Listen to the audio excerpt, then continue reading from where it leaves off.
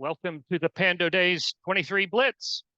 My name is Eugene Shirley, and I'm the president of Pando Populous, LA's civic engagement incubator, working with the Southland's most important people, you, taking on some of its most important challenges, the ones outlined in the LA County's Plan for Equity and Sustainability. I see old friends here and soon-to-be ones, and representatives from Pando Days partners, including the Los Angeles County Chief Sustainability Office and LA's Chief Sustainability Officer Task Force. In addition to district outreach partners, LA County Supervisor Lindsay Horvath and LA City Council President Paul Kerkorian. Let me give a big shout out to our sponsors, the Clean Power Alliance, Calpine Energy Solutions, LADWP, the Happold Foundation, Los Angeles County Supervisor Lindsay Horvath, Alexandria Technology, Caltech Metro, Plant Moran, and LA City Council member Katie Yaroslavsky. Thank you so much for your commitment to helping us build a future we want to inhabit. The greater Los Angeles region has been home to generations who have come before us. We're residing on homeland populated, worked, and loved by the Tongva people, or Kizh, the Serrano, Batavian. So we acknowledge them with gratitude of the kind due to ancestors, as they are to us, by way of their indigenous connection to this land. We honor all people, animals, plants, landscapes, water, air, that make up this place we call home. I'm excited today about being in the fourth season of Pando Days, which unites the Southland's colleges and universities to help implement LA County's sustainability plan. 16 real-world projects are now moving forward over the fall term. And this is the Blitz, the brainstorming event we hold every year in a series of Pando Days kickoff events. In the past, schools have attended the Blitz, sometimes in person, sometimes virtually, to brainstorm ideas related to their own Pando Days projects. This year, we're doing it differently. We're asking all the teams to brainstorm around a single challenge. How might we use the county's extraordinary system of bus stops as points of imagination, activation, and implementation for a more equitable and sustainable way of life? The Los Angeles County Metropolitan Transportation Authority, that we know as Metro, is one of the partners making Pando Days possible. Chris Liban is Metro's Chief Sustainability Officer, charged with aligning Metro's work with LA County's sustainability goals. Chris is a visionary. I love talking with him. And was over one conversation that he told me, you know, Metro has more than 12,000 bus stops around the county. What if we turned them into places where you could do more than just catch the bus, but use them as entry points in some way onto Pando Days or other work for sustainability that's being done? What might that look like? And with that, the light bulb started flashing between us both. Chris, you're on with us today. If you would take just a minute or so to set up the bus stops challenge that we have and what it might mean. Chris, over to you. Yeah, thank you so much, Eugene. Thank you so much, all the schools here today. Chris Liban from LA Metro, Chief Sustainability Officer. Really excited to be here and become part of you and the work that Eugene and the Pando Days team is doing. You know, as you mentioned, there are 12,100 plus bus stops, you know, across LA County, and we're connecting, you know, our agency and all the buses are connecting through those bus stops, the length and breadth of our county, creating, you know, social equity, creating economic opportunity, you know, across the region. And for the most part, they're just that, right? And we challenge you as you go through your projects this year to consider looking at these bus stops, looking at these opportunities of connection and connectivity, not only to a location, but to the community, to be included, you know, in your projects. With that, again, thank you so much, Eugene, for everything you've done with us so far, and we look forward to the outcomes of the projects as they move forward. And we're here, as our CEO and our board members have said, we're here not only as a people agency, we're here to serve the people of Los Angeles, and bus stops are one of those locations. Thank you. Thanks so much, Chris. It's an extraordinary opportunity, I say, the Metro is extending to us. As you and I first talked about how it could be that a bus stop might help create a more sustainable LA, I took notes on what you said. Might there be portals, we talked, onto the work that colleges and universities are doing for their Pando Days projects? Could bus stops, in fact, spotlight different kinds of sustainability themes? Is there any way bus stops might be used even as performance spaces, throwing light on equity and sustainability? What about as sites of nourishment and respite? Then and the sky's the limit. What might these places be? So that's why we're here today, to take on this challenge. So how do we expect to work during the day? We're going to spend the next 2.5 hours, whatever's comfortable, whatever we have plenty of time. We're going to spend that time brainstorming. After we're done today, we're going to actually then plan to prototype 1, 2, or 3 of the best ideas over the next few months. You'll be hearing more about this over the coming weeks. Then in April, we'll showcase the work along with your Pando Days projects at the Pando Awards at Caltech, right in the middle of April. It promises to be a very special time you won't want to miss. With us today are 3 Pando members who are going to help us as a group think boldly and even wrong. John Blenberg is a longtime friend and collaborator who became Pando's creative director in the very early years, board member. He's a legend in design and design thinking and co-author of a book all about how to come up with ingenious ideas called Think Wrong. His process for creative brainstorming is called Think NATO, and John will be leading us into that today. John's Think NATO colleague is Brant Williams, also a Pandomaniac and on the Pando board. His background is in entrepreneurial development, and so is a perfect fit with the project innovation and brainstorming we'll be doing.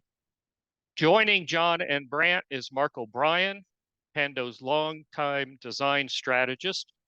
Mark and John have worked together over many years, encouraging creative teams to come up with their best ideas. So thank you, Mark and Brant and John, for being with us today. Just a bit of housekeeping. If you're representing a school, please add your school's name or initials to your screen so that we can have a better chance of, a better sense of the teams that are here. Okay, that's it. That's all you'll hear from me for now. And John, over to you. Let's blitz. Great. Thanks, Eugene. I'm going to share my screen here. So I'll start with the bad news. The future will not look like the past, as I'm sure you're all aware. We're in the middle of a huge climate emergency. Also, something called the sixth extinction. We're having this massive extinction of species going on right now. We're still battling inequality, unfortunately, and injustice around the world, including the United States. So the good news is the future will not look like the past. How can we go from the way things are to the way things could be? Typically what happens, somebody raises their hand, I have a great new idea, wham, it gets shot down immediately. We could never do that. What would the lawyers say? You must be crazy. So why does that happen with radical new ideas? One of the reasons is we're all victims of our pre-existing neural pathways. An example of that is a surfer gets attacked by a shark off the coast of South Africa. Widely reported on the news. People in LA stay out of the water, right? So there's no correlation between shark attack or on the other side of the world and staying out of the water. But here's what's happening in our brains. This is our brain, a shark attack. There's a super fast neural pathway to a behavior, stay out of the water. So we've already got a neural pathway established, and our brains are pathological about following those pre-existing pathways, even if there's no, rational correlation. When you get a lot of brains thinking along the same pathways, that will prevent new ideas and innovation from happening. Also, the status quo acts like gravity. So this line is the way things are. Everything wants to kind of keep going, business as usual, status quo. Somebody has a big, bold idea, and the status quo tries to pull that big idea into alignment with the way things already are. Traditional problem-solving methods won't work in service of these new ideas, because they typically happen up in that quadrant of the certain and the known. So the challenges are certain, solutions are known. This, I call it the comfort zone. So large organizations, cities, governments, religions, corporations, they love to be in that quadrant because it's predictable. What we're going to be doing together is down in the uncertain and the unknown. And it's a process that we've developed called Think NATO. I'm going to hand it over to Brant here to describe the simple 4-step process. Thanks, John. And welcome, everybody. This is really exciting to be doing this again. The Think NATO process is something John and I developed a few years ago, and it starts with asking some basic questions, and there's 4 steps to it. It starts by asking, wait, why? And you have to ask it just like that. Wait, why? Take a breath, pause, slow down, and start questioning everything the way it is. What is the status? How does it fit? How does it not? You have to kind of be a toddler and ask the same question over and over again. There could be really good reasons why things are the way they are, but until you really uncover why something exists the way it is, you're really not going to be able to move past it and fully understand it. There could be legal, cultural, all kinds of reasons why things are the way they are, but we're going to take a moment and we're going to actually look at the way things are and the way they've been. That's the first step. And the second step is asking the question, maybe. And you ask, maybe it's possible too. The word maybe gives you the freedom to link unlikely outcomes. Maybe there's a better way, and maybe the right way may not be good. Maybe it's better to be wrong. And like the slide says, maybe it's possible to create something completely new. The third step is, and this is where this gets really fun, you start looking at what if. What about the possibilities? What are the possibilities? And the choices really could be limitless. You ask yourself, what if we could start over with a blank slate? It's about tricking your brain into about thinking about all possibilities, not just the known outcomes. This is a really, really important step. And this is where the creativity is going to be a lot of fun, what we're going to be doing today.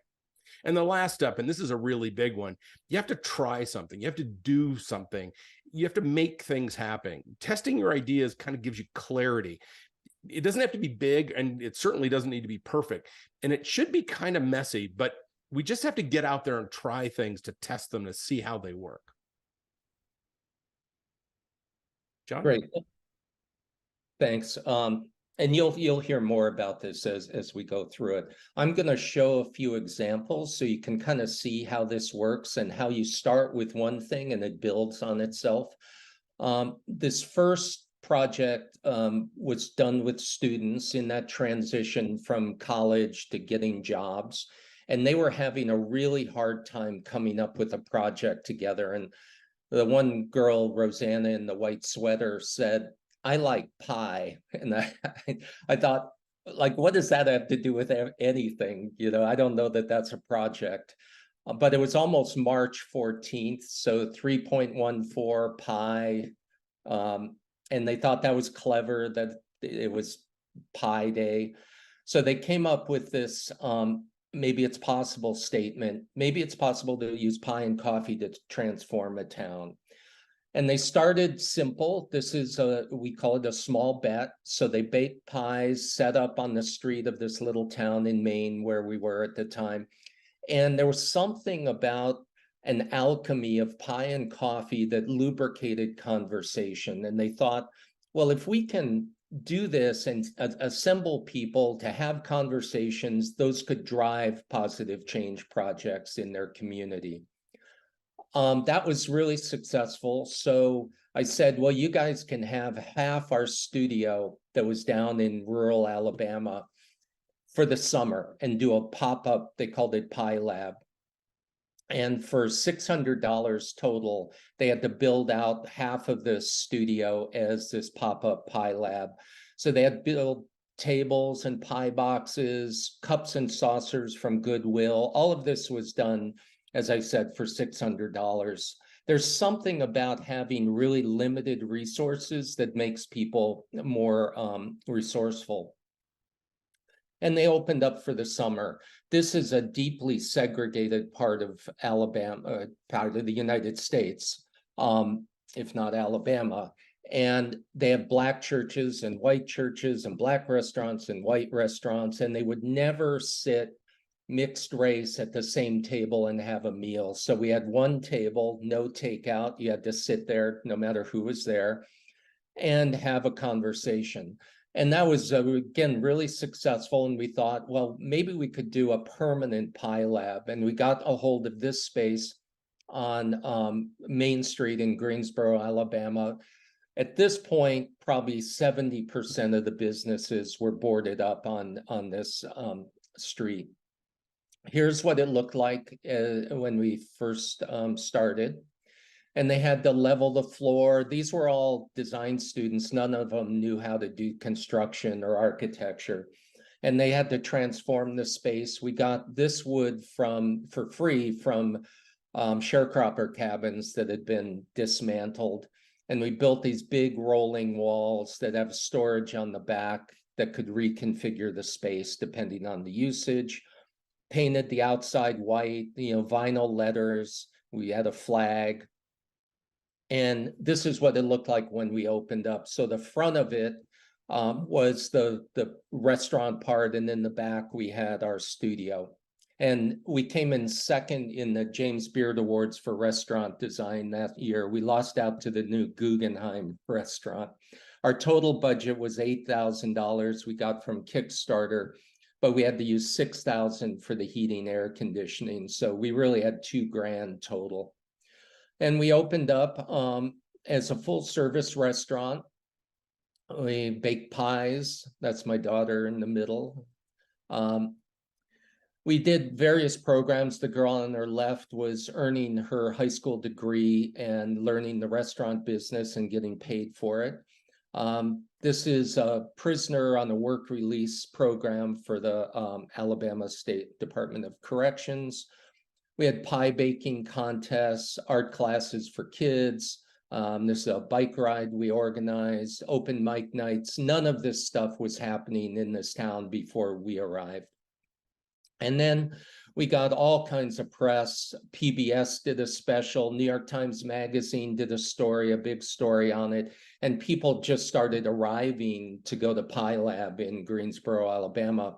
And the rest of the town started getting restored. So this is across the street from Pie Lab. Those buildings got renovated. This old Greensboro Hotel, which is now completely renovated, and the old Greensboro Hotel, which also got funding to be renovated. And NBC News said it's one of the most influential zip codes in America. So if you think back to Rosanna saying, I like pie, there was no rational connection between that statement and transforming a town like this. It was just an iterative process building on that crazy idea.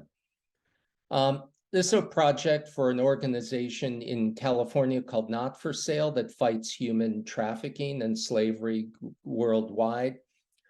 This particular project was with villagers in the Peruvian Amazon. And one of the problems there is that they're basically indentured slaves in the mining operations. So we did a Blitz. This was in person, not on Zoom. Very similar process to what we're doing. One of the guys on my team, Jeremy Affelt, was a pitcher for the San Francisco Giants. And he was funny because when he got there, he said, I didn't even graduate high school. I went right to the major leagues. I don't know why I'm even here, but he ended up having the idea that we acted on. We also had a doctor at Stanford University. He was an oncologist, a cancer expert. And he said there's a plant in the Peruvian Amazon called cat's claw that they make a tea out of, and there's no cancer in this region. And one of the reasons is they think it has cancer fighting properties. So Jeremy, the pitcher, said, well, why don't we just like source all that material down there, provide jobs, and make a beverage out of it? So this is what came out of it. Rebel, which stands for roots, extracts, bark, berries, and leaves, all sourced in the Peruvian Amazon. And we launched with 3 flavors. Whole Foods was an early adopter. And since then, they've grown and they have all different kind of smoothie herb drinks and stuff. And that was so successful for them. They started a division called Just Business, where they start profitable small businesses that then fund the work they're doing against trafficking. So you can see kind of again how that process started with this crazy idea about making a beverage out of the resources. Excuse me. This is the last one I'm going to show. This is in the Queensbridge projects in Long Island City, Queens, right outside of New York, which is the largest and oldest housing project in America, one of the most notorious. And the challenge was to get kids to practice literacy during the summer when they're not in school. So we got out to Queensbridge. We found out that basketball was a big thing. The guy on the right, Leon, was already teaching basketball clinics for kids in the Queensbridge projects. They had pro players. This is Meta World Peace, which came out of Queensbridge. So our original idea we called Bog Ball after the game Boggle. We changed it to Faceball, which represents the organization we're working with called Family and Community Engagement, FACE. And the way Faceball works is you'd have these discs with letters on them, you'd scatter them around the court, and then kids would have to spell a word. So you'd say, okay, spell dog. And they'd have to find the D and make a basket, and then the O and make a basket. So you're taking these words they had to learn and making a game out of it. This was an early prototype just with cut paper letters, just to see if kids liked it and if it worked. Then we started prototyping the real version with these rubber letter discs, T-shirts. And they started playing this. It was widely popular, quite successful for them. So those are a few examples. This is our Think NATO toolkit, which we're going to be using in a little while, and you'll see how that works. Here's the challenge statement boiled down, which Eugene explained. How might LA's bus stops become something more than hubs to hail a ride, but portals to engage with the work that colleges and universities are creating for Pando Days? So it's taking this existing resource and repurposing it for a completely different purpose. One thing I will encourage you to do is come up with things that are really surprising, interesting, funny, unexpected, because our brains are hardwired to like just not pay attention to everything that's expected or usual or business as usual or status quo. But somebody walks by with a little dog and the dog has a hat on it, you'll go, hey, Eugene, check out the dog with a hat, because it's cutting through the clutter. So we want dog with a hat ideas. Okay, so Brant, I'm Sure. gonna Thanks, John. stop. Yeah, so let's take a look at this this challenge statement. And I went through the steps of a Think NATO really fast a little while ago, but we're going to do each of those steps today. Let's take a look at this challenge statement. And what's going to happen next is we're going to go into breakout groups, and we're going to be working in those breakout groups today. And the three of us are going to be popping in and out and helping you with not with ideas per se, but making sure that we're kind of staying on track and looking at what we're going to be doing. And then the first thing we're going to do, however, is we're going to do that very first step, which is, wait, why? So let's look at this real quick. How might LA's best bus stops become something more than hubs to hail a ride? Let's stop right there for just a moment. How might LA's bus stops become something more than hubs to hail a ride? The first thing we really need to do is examine why bus stops are the way they are. Let's take a look and stop for a moment and examine that. And in our breakout groups, what I'd like you to do is examine the status quo. Why are they the way they are? Do they actually serve the purpose that they're meant to do? Understand the sort of the current challenge of what a bus stop is, what it means to hail a ride. Look at maybe the history or the angles of how the RTD has become the metro, has become something very different than it was. So slow down and question this challenge statement and think about what you're looking at. How does it fit in? Where does it fit into the community? And just go deeper and deeper and deeper. And that's what I want you to do. So in your breakout group, you're going to, first thing you're going to do is individually just sort of write down some ideas for a couple of minutes. And then together, start sharing out why things are the way they are. Okay, is that clear?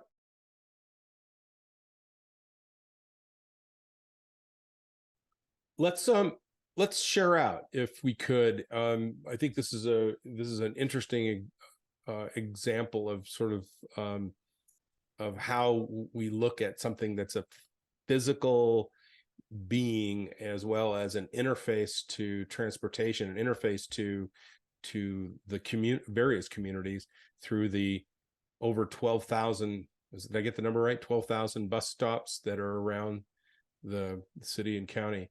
I'd love to hear, we would love to hear what you thought of what you have seen and what you examined. Could we pick, right to start off with, could we pick one person from each group to share out? And I have no way of choosing which one, so somebody start. I think we were breakout room 6. Some of us mentioned that there's a lot of distance between the bus stops. LA is kind of built for cars. It's not really built and designed for buses, and there's not often a lot of people on the buses. I countered that with, like, there's people on the trains, not so much the main buses.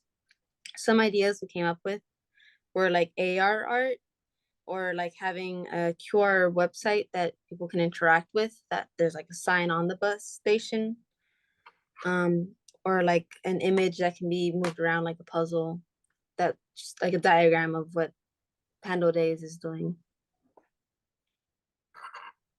Okay. How about somebody, since we started with group 6, how about somebody from group 7? We'll go to the very last one and then we'll go back up. Group 7.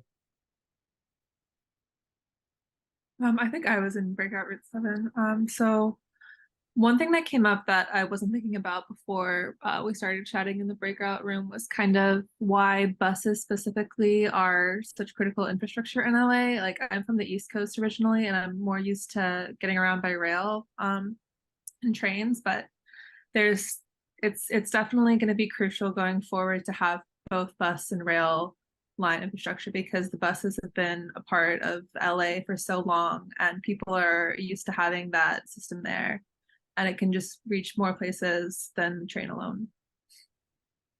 You know, there's a really interesting story. And I'll just digress for a moment. There was a rail line back in the day in Los Angeles called the Red Line that was really, really popular. And there's a great story as how that got killed. The oil companies and the automobile companies destroyed that line. My dad took that red car when he got back from, well, he took it when he was a youth living in Hollywood, but he took it to when he got back from World War II to go to Art Center when it used to be on 3rd Street.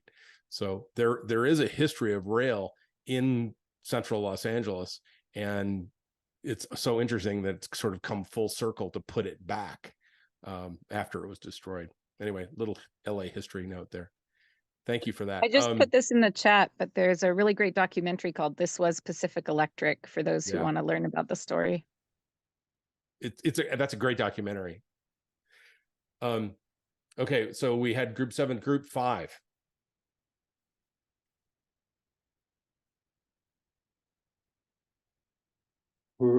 I think I'm group 5. Is that right? Group 5?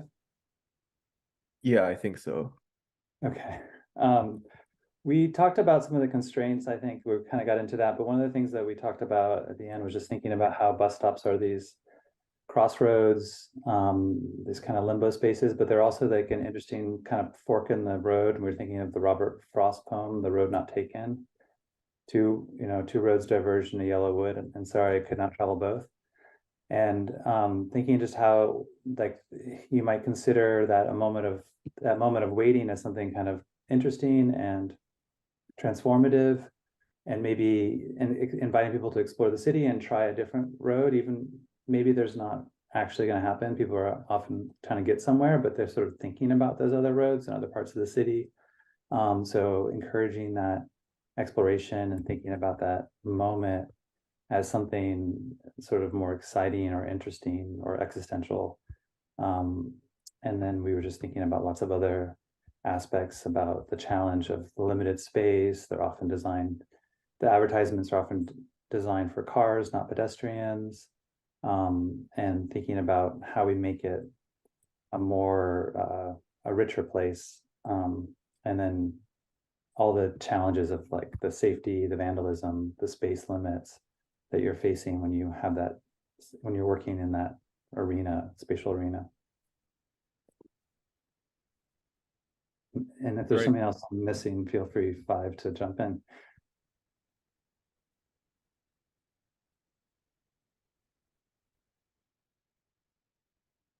There is something very interesting about the time warp that happens when you're waiting for transportation. There's something very existential, because you're in kind of a no man's land. You're waiting to go somewhere. You might have just come from somewhere. I just flew through LAX, and getting an Uber in LAX, I don't know if you've done that recently, but it's a nightmare. You have to get onto a bus, and then you have to go to this place, and then you have to check in, and then they tell you to stand somewhere. And it's this very strange sort of limbo place that you're in. And I think I haven't traveled on a bus in Los Angeles in a long, long time, but it feels like that transitory place. All right, group 4, please.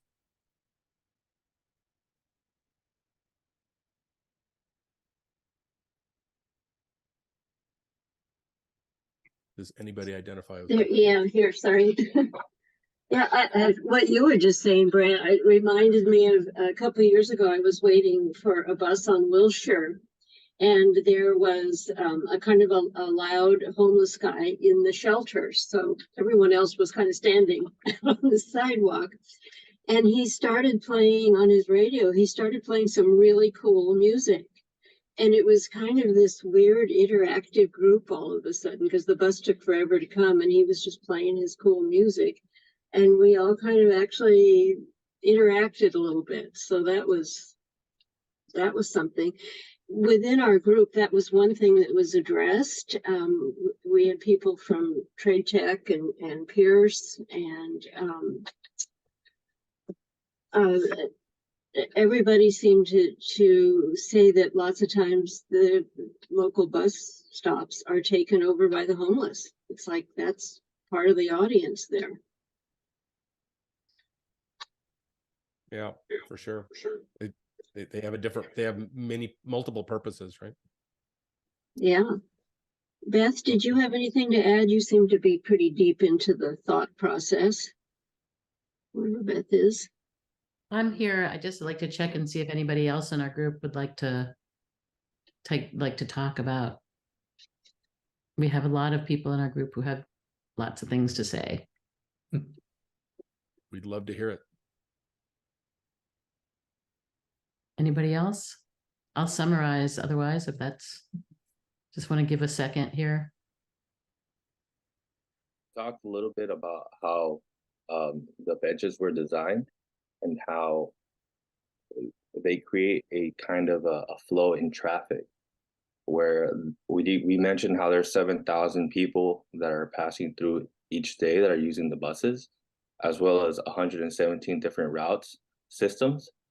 So we just talked about the way that traffic moves, also how the benches are designed to, some of them are kind of uncomfortable, maybe designed so that you're not sitting on there for too long. And we mentioned also different things as well. If anybody wants to, chime in. I can say something. I think we talked about too that many bus stops are basically like just a sign. That's sometimes there might be a sort of a bench, but usually there are just signs that are on the corner. And we talked about what kind of designates that area to become a bus stop. So does a curb have a color, or is there like a sort of pull-out area, and the accessibility of that area? These are great observations. One thing that's interesting to me, I mean, growing up in Los Angeles, I remember the old RTD bus stops, and there was just a bench with a pole, and why was it transformed into a shelter? When did that? Are those shelters limiting? Do they block people off? Do they change a view? Why did that become important at some point? I don't know the answer to that. It's just very interesting how it went from a very simple bench to something much more elaborate. Okay, was that group 4? Are we group 3 now? Hi everyone, I'm going to speak on behalf of group 3. We kind of had a more functional approach. We started talking about what purpose they serve in terms of functionality, and pretty much mentioned a lot of the things people already talked about. It's a place to act like a shelter. It doesn't really rain very often in LA, but it will be a good place to be when you're waiting if it rains. But typically it protects you from the sun. It's a place to wait and rest. And I'm from the marketing department, so for me the first thing is like it's a place to promote things, to disseminate information. And I've seen some great examples of social marketing where I think the recent example was telling people not to waste food. So that's one. A place for maybe congregation. We also noticed that there are various different types of bus stops. Some are even hard to find because it's just a pole and with a number on it, or it just says bus stop. I noticed lack of information on them, even the basic information like the route map, the timetable. And I've been living in LA for 17 years. I've not used the bus once. And however, coming from Europe, that will be the #1 probably mode of transportation in a city. So there's a big difference, and LA being an extremely car-centric city. And I think there's also a socioeconomic element to what type of demographics uses the bus. And I mean, I think even the poorest person would own a car. It would be much more efficient for them to commute to their work than spending hours on a bus and waiting or going from one place to another. So those are the things we discussed. We also discussed a little bit about the ideas, but I think we're going to be discussing them more in the next segment. So I'm going to stop now. Okay, thanks. Group 2. Hi, Shane and Jason from Art Center College of Design. When we were talking about the bus stop, we were informed by Chris that it's really just, an inch by an inch or square inch of pole and the actual sign itself. And what I thought was really interesting was when I asked them about the current demographic, I was thinking of issues that could arise with what they go through day to day, why they would need to take the bus, what they bring with them onto the bus, and kind of solving for a possible idea of, relieving some stress, because it's not just waiting for the bus, but it's waiting with what you carry.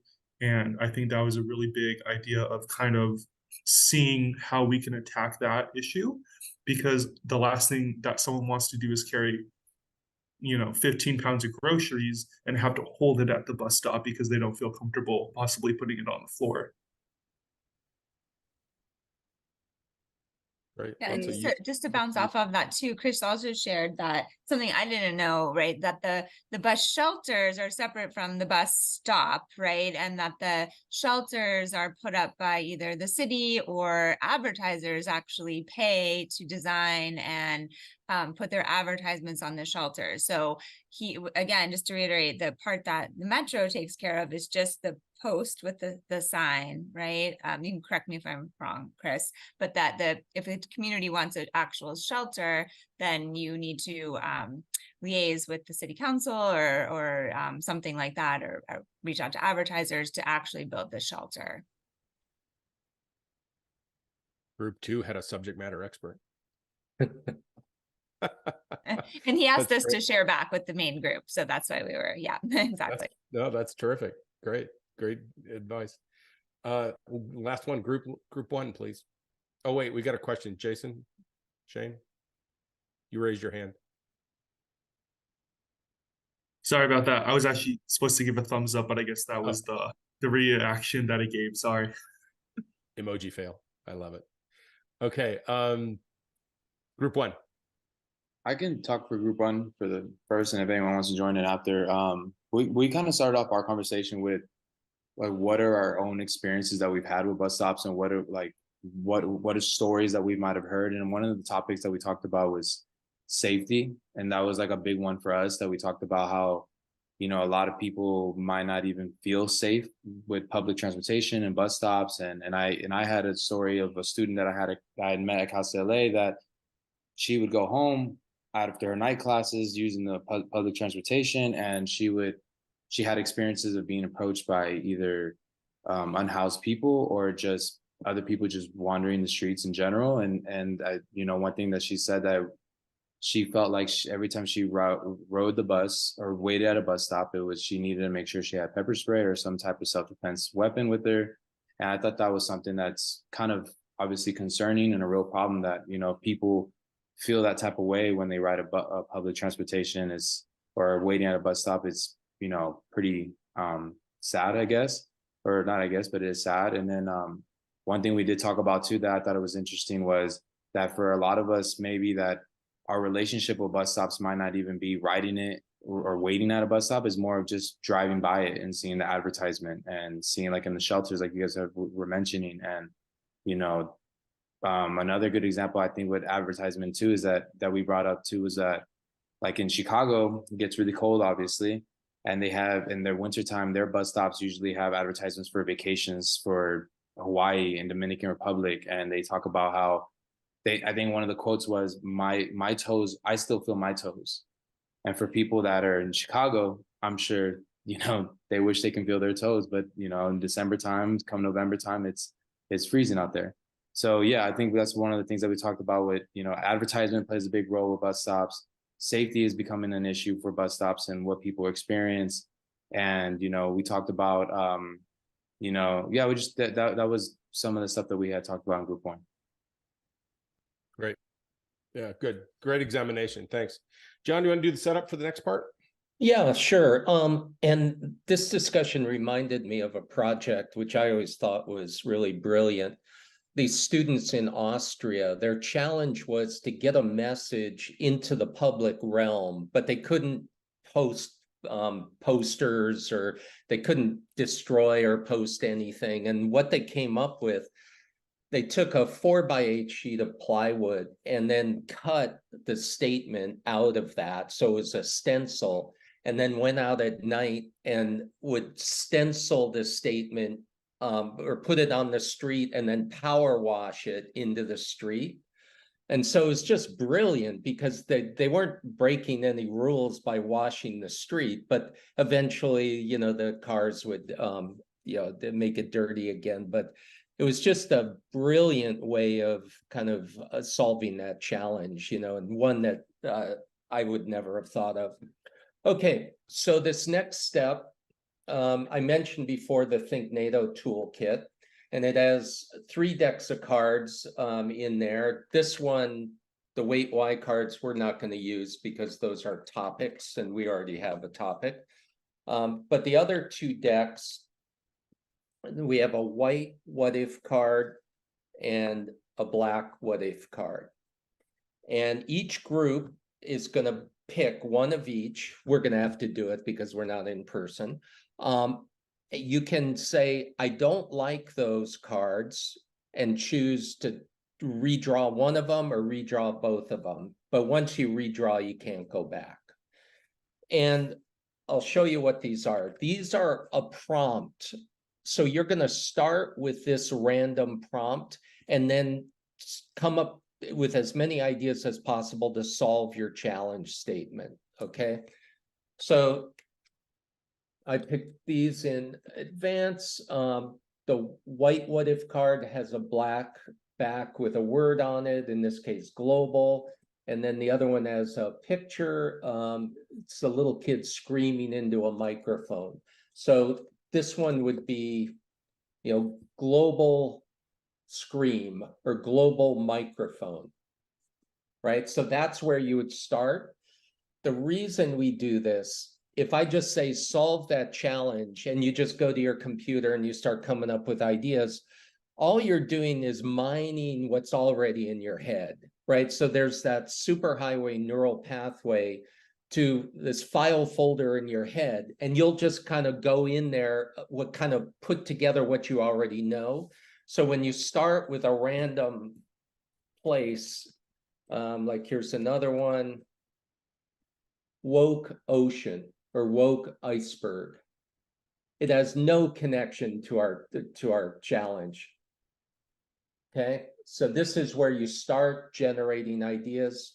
Brant, do you want to talk about how you don't have to be literal?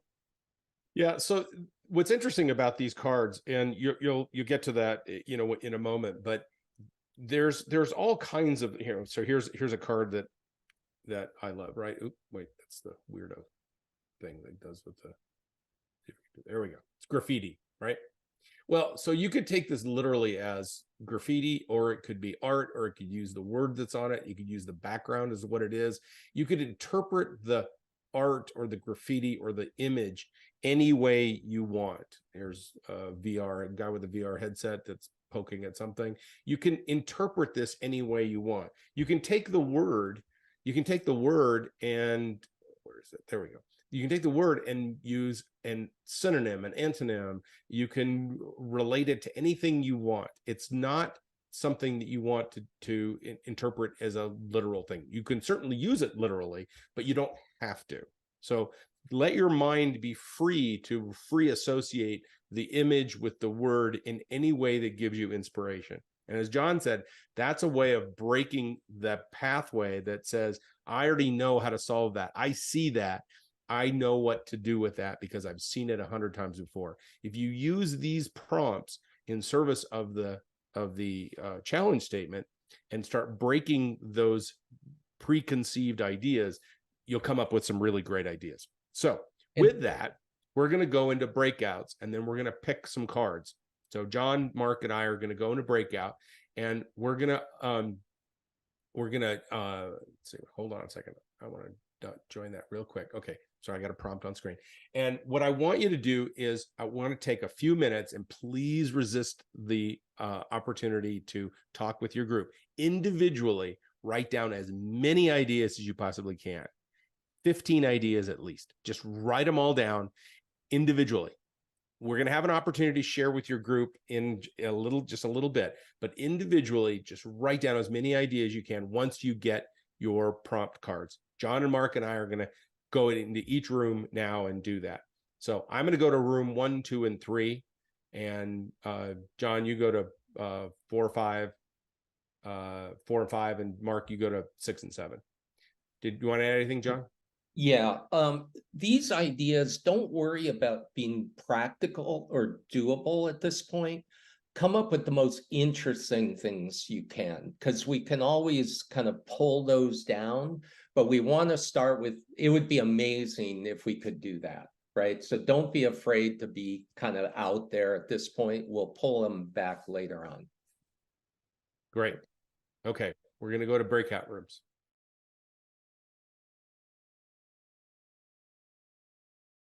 Well, welcome back, everybody. I hope you've started to generate some really interesting ideas. We're going to give another prompt, and I think I mentioned before that we want amazing, outrageous, crazy, I can't believe they did that ideas, because if you start up there with amazing things, you can always say, well, that's crazy, we can't get a blimp, but we could do this, right? And the thinking is that you want to start up there, because everything else will try to pull that down. So the higher you start, the better off.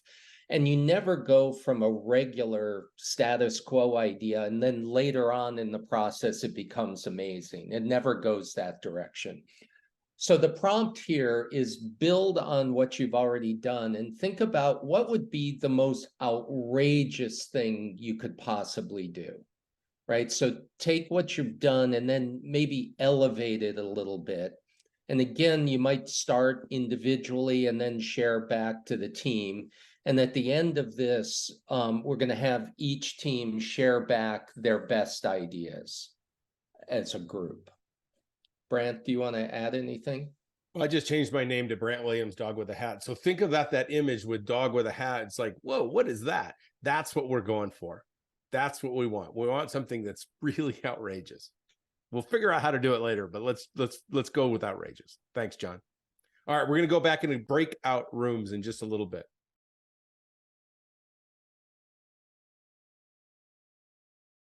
All right, let's do something fun now. So we're going to wind this down now. You've got some ideas. You've got some ways of testing them. Let's share out for each group, and we'll just go 1 through 7. And a representative from each of the groups can jump in. What we'd like to do is hear your idea. And if you've got more than one, that's great. You don't have to limit yourself to one. But if you've got a couple of ideas and how you're going to test it and how you're going to try it out, let's hear them, and let's hear them all, and let's see how much fun we can have with this. All right, so group 1, let's get you started. Yeah, I can speak about our ideas. So one of our main ideas was having some sort of makerspace event that was at different bus stops and on the buses. So you could kind of start your lesson at the stop and then maybe continue it while on the bus, like actually making the thing. Another of our ideas was having like a thrift shop bus stop where you could take your old goods or old items, and then you could also get old items. A third one was having like a haunted house, like a themed bus stop and bus ride. That would be more on the entertainment side. And then I think our fourth central idea was having like a workspace at the bus stop where you could have a desk and plug in your computer and maybe get coffee and food. We even discussed an idea of having like some points based on an app system. Like if you ride the bus a lot, you could get free food from this cafe. But I think those were our 4 main ideas.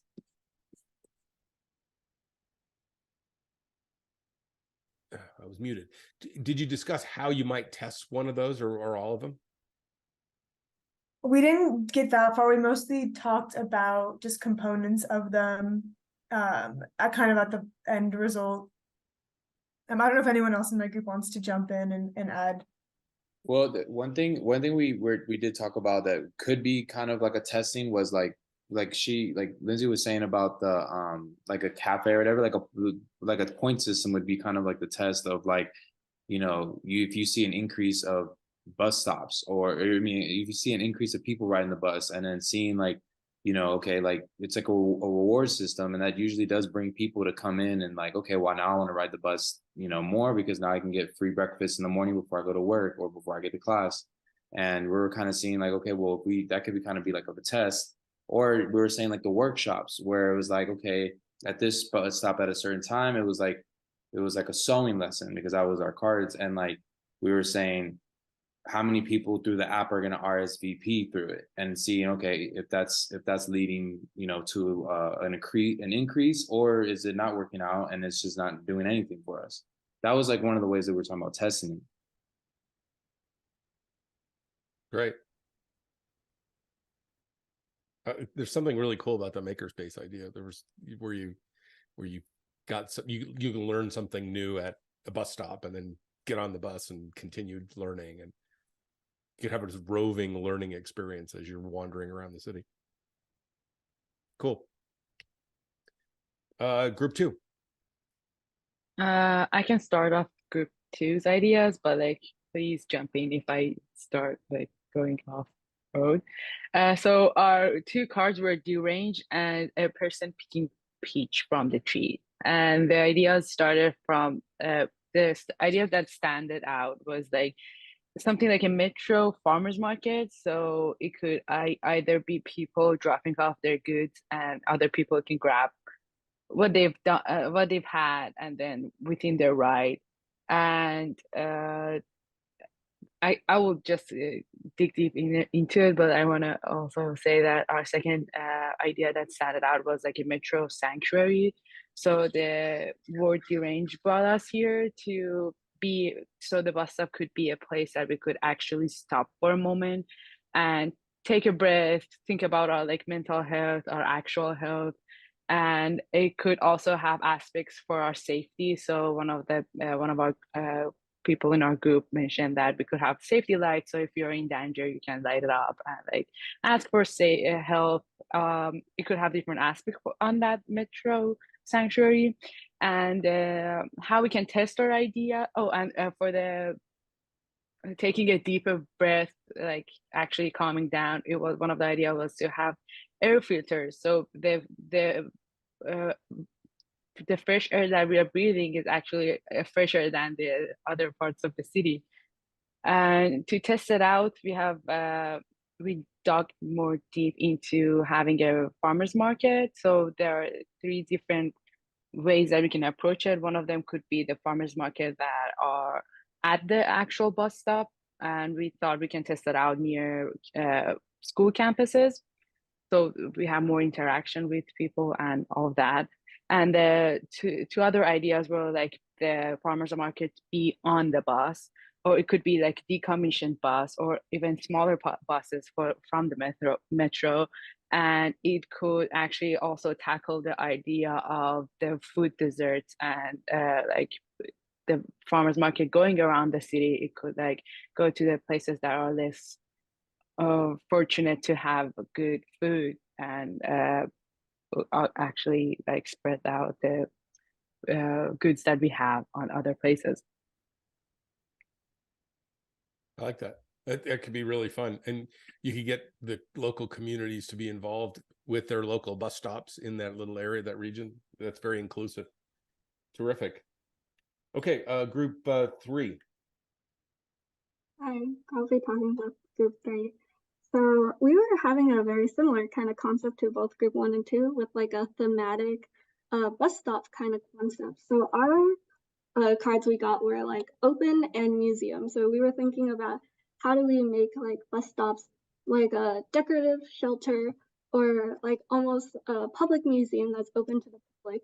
How do we do that? So we were thinking of maybe making the shelter itself like an art piece, making it like decorative and representing the region or city's famous objects or things that they're known for. So for example, like California is known for their avocados. They market a lot of avocados, and we're like famous for it. So we even put it into our sushi, which is not something that a lot of other regions do. And so maybe making like our bus stop, like an avocado bus stop where we like sit inside the avocado. It would be very fun. it would be very aesthetic, and it would bring a lot of attention to different people, and they would be interested in like looking at the bringing people that would not typically go into like a public transportation as like a tourist interest site, or like how at Riverside they're known for their navel oranges. Like how do they promote like their historical culture? Maybe making like a huge orange like bus stop for people to sit in and wait, and make it more interesting. And they could have like an interactive signage where it tells you about like the history and where it came from. Why is it an orange? Like people would want to look at it. And if we were to like scale that upwards more, like maybe lots of different bus stops have different like different thematic similarities, and maybe different oranges like cutie oranges, and then people would like want to look around and explore their bus stop train stations, and that would be a cool way to bring community and also have a larger public learn about the city space. That would create bonding too. I know like LA, they're known for like their Hollywood signs and their TV. So like maybe a fun one would be like a R2D2, like a bus stop. Like that would be a super cool way. And I guess like realistically, we would think to maybe get like funding, we could like collaborate with like Hollywood or these kind of companies that would want to advertise their stuff and want to gain more attraction from the public. And that would be a fun way to have that kind of connection. So yeah, that was what we were thinking. Does anyone want to jump in? I know like I went very quickly.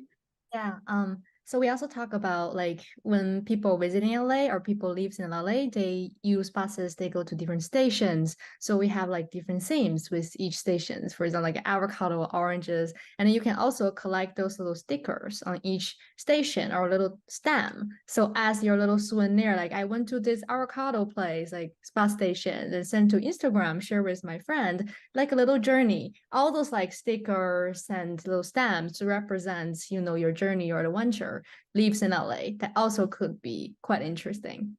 Yeah. There's something really clever about all these ideas, that because you're talking about an immersive experience when you go to a bus stop and you get on, you sit at a bus shelter and you get onto a bus, but combining that with another experience is really fascinating. And then turning it into a place of destination almost makes it like geocaching or Pokemon Go or some of those things where you actually are doing things interactive. And one of the comments that was in the, I think Quinn made a comment about if it was contactless, then you could collect like I think Kiki, you said you could collect these little tokens or stickers or something as a reward. It sort of gamifies the whole experience. Yeah, clever, very clever. Yeah, I think one other thing that I want to add is that we want to turn the bus stops into conversation pieces rather than what they are right now. They're kind of invisible.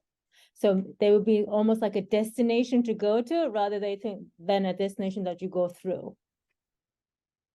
Dog with a hat. Yeah, it's great. Okay. Group, that was 3, right? So group 4.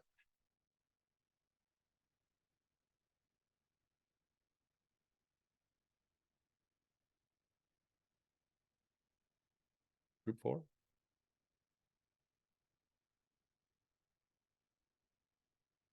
Who's in group 4?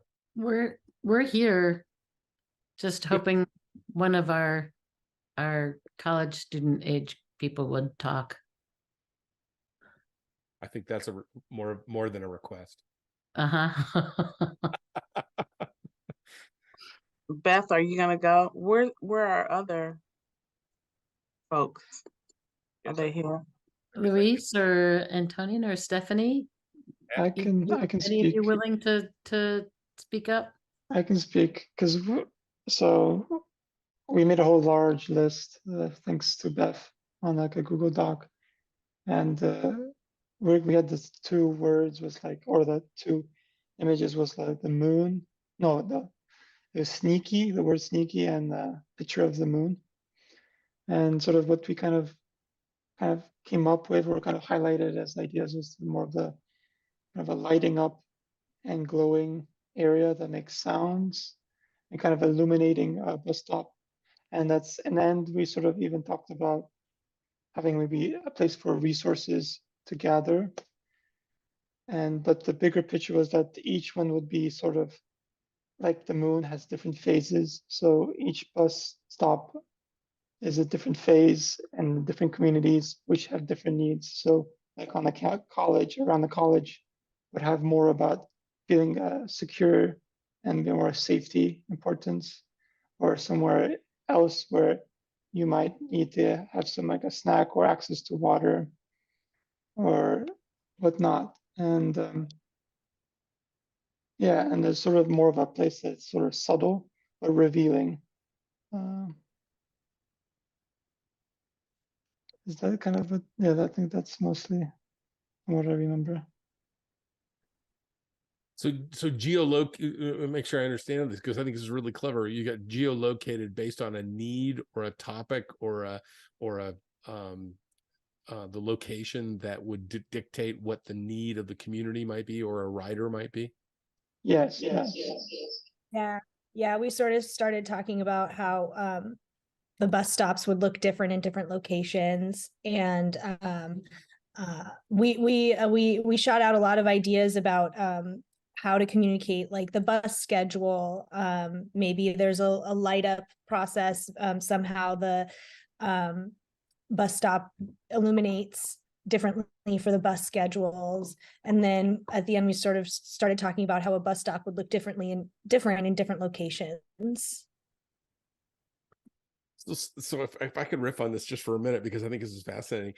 I didn't know that the bus shelters weren't part of Metro. I had no idea. And so it's interesting that if the advertiser is dictating the design in some sort of uniform way, that's really designed for the purpose of maybe some sort of a shelter, right? Or rain or sun, but it's really designed to maximize advertising. So what all of you are advocating is throwing that away and say, okay, what's the needs of the community, that people that are using these things.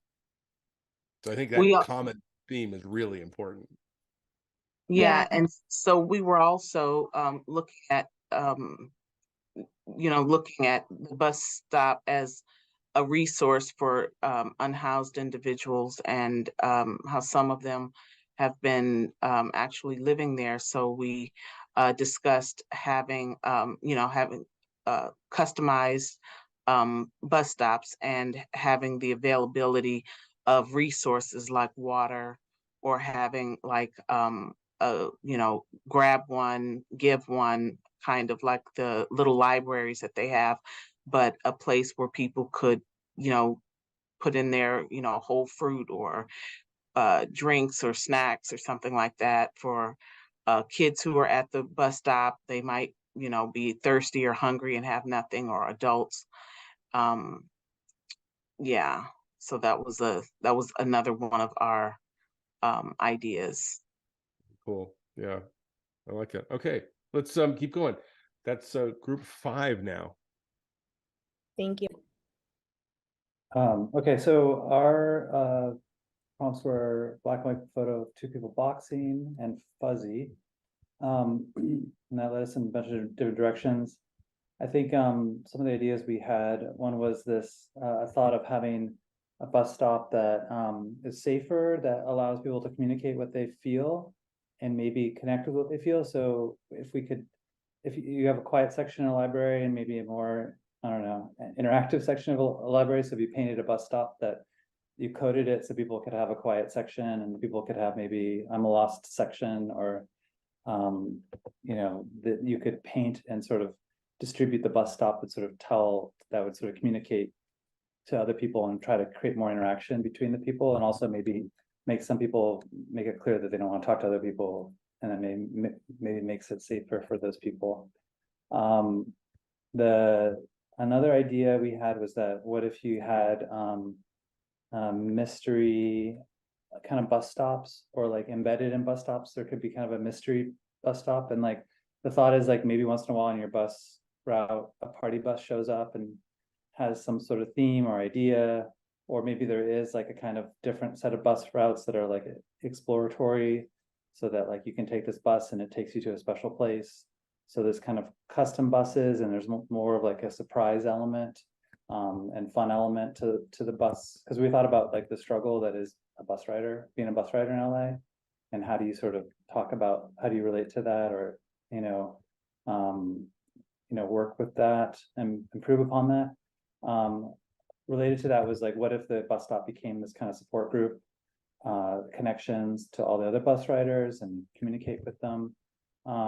We also thought about gamifying like others, like what if there was like a game that you play that was maybe with other people, or with there's a high score for each bus stop, so each bus stop had a kind of like internal game community, and if you won, you get free bus rides, and you use the tap system to do that.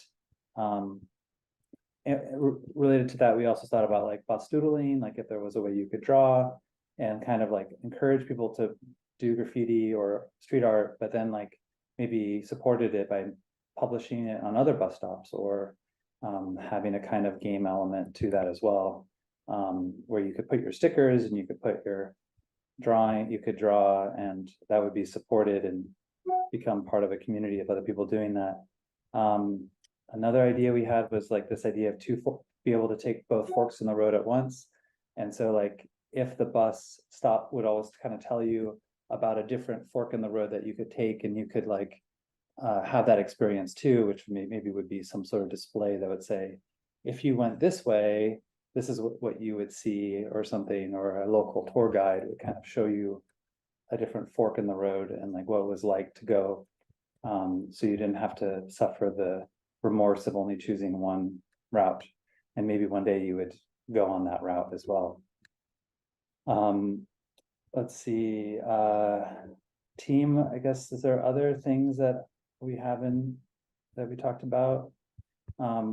We did talk about just it being fuzzy, like really comfortable, like the most comfortable place, and like an icon or kind of like representation of comfort. Like could we really change this perception of bus stop as being like the least comfortable place to be, to something that's radically comfortable? But I don't know if we have a first step with that. Team 5, any other things that we should bring up? I didn't bring up. I think we also talked about how we can like decorate the bus stops to kind of like fit the mood of like the area. So this will have to do a lot about like money and like how much support we get, but having like really unique bus stops that like fit the mood of the area can be interesting. And I think we also talked about like, yeah, like the mobile app of like games, or just like high scores in that certain area, kind of like the Pokemon Go theme. So you can kind of like, you have something to do at the bus stop, and you can come back and like check how your score is doing.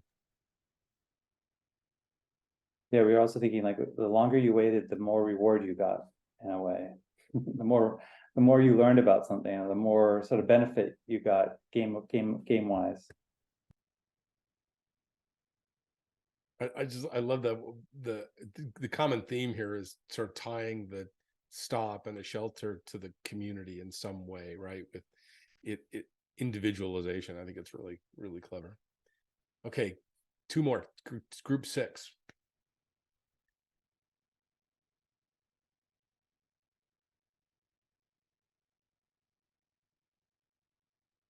I can go for group 6.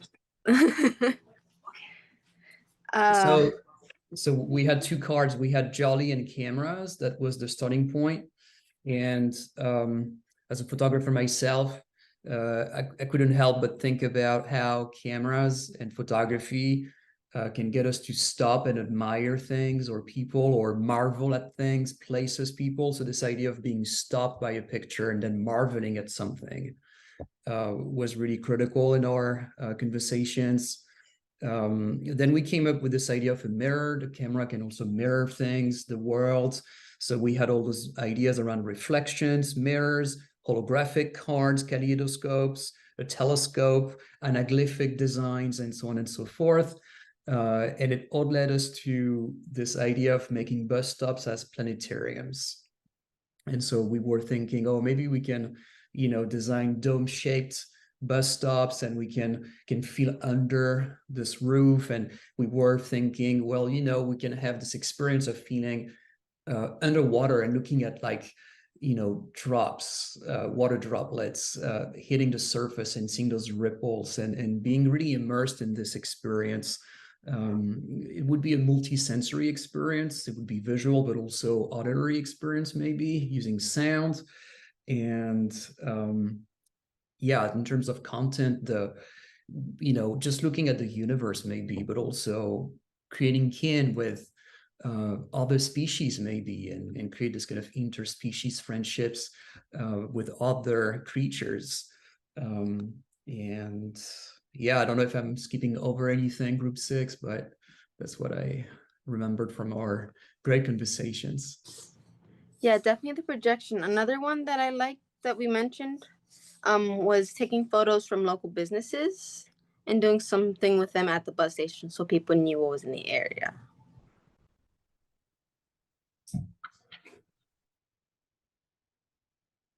Again, all tying back to this sort of immersive experience while you're waiting to go someplace else. It's people are, any of these ideas, people aren't going to want to get on the bus, are going to want to stay in the bus stop. Ridership will go down because everybody's just going to the bus stop just to hang out. I like it. Very good. Okay, group 7.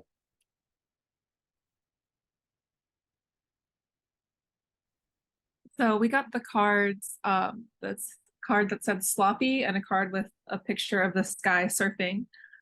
So we started thinking of this idea of a bus stop being transformed into a beach with sand and waves and surfboards and palm trees, and you're on the beach when you're just standing at this bus stop in the middle of LA.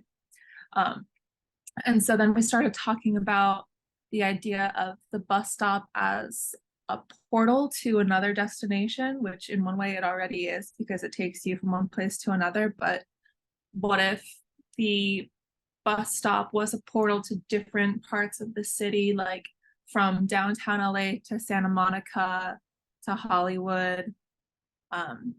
And we wanted to talk about just the idea of connectivity within the city and representing different, like the diversity of culture in LA.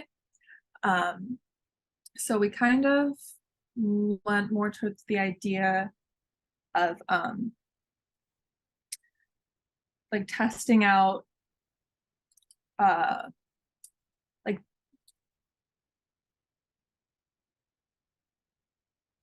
and feel free to jump in if you were in group 7 too, but I think we landed more on like, what if a bus could take you on a tour of LA and it would be kind of like a magic school bus type of experience where you're going on this whole incredible journey in a short amount of time. But then also more literally, what if the bus stops were advertisements just for different parts of the city that would kind of encourage people to step outside of their daily routine? Like if you're waiting at a bus stop in downtown LA and it says something along the lines of like, hey, did you know you could get on this nearby bus line and go to Venice Beach and go to the art market and browse selections by local artisans? And then someone would think like, no, I've never thought about that before. So it's encouraging you to take a detour, or even just like in your mind while you're waiting there at the bus stop, just take a detour from your everyday life. Little travel log, literally a portal that encourages to go someplace that you may not want to go to, or maybe have never wanted to go there before, but it encourages you to do that, other than an ad for Crocs. I like that. And it would just kind of like connect such a big city even more, because and like the Olympics are coming up, people who have never been to LA before hopefully will start wanting to take more buses, but also people who have lived in LA for years, like there are places that you've never even been to because you're just following the same path. It's great.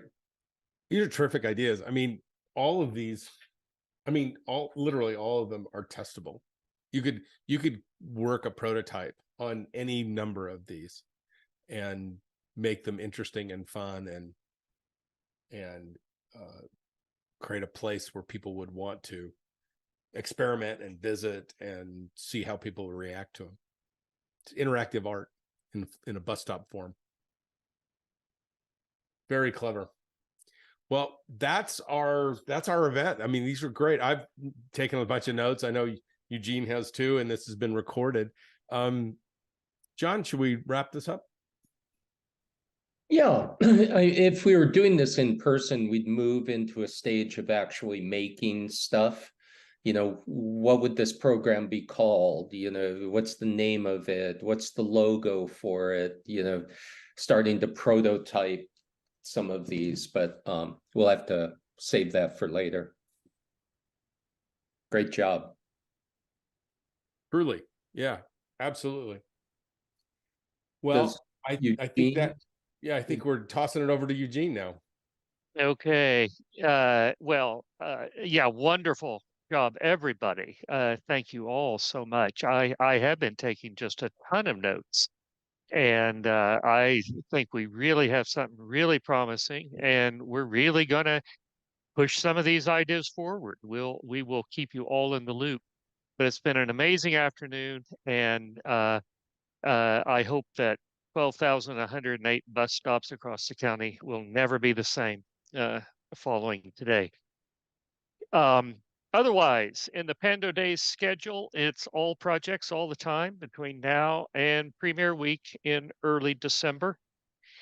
If you have questions of any kind, please visit our website, pandopopulous.com. Here you'll find out more about Pando, the organization behind Pando Days, as well as the Pando Days schedule of events, resources you can use, and opportunities for networking and support. So you can check that out.